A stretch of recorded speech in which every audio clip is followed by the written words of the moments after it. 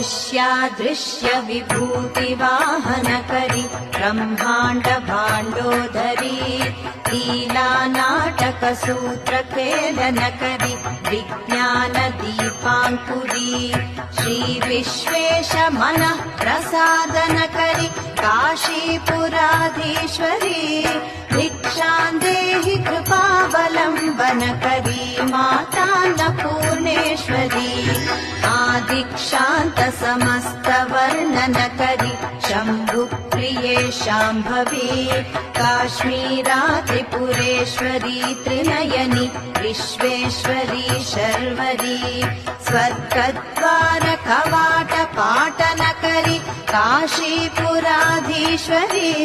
भिक्षां देहि कृपावलम्बनकरी मातान्नपूर्णेश्वरी।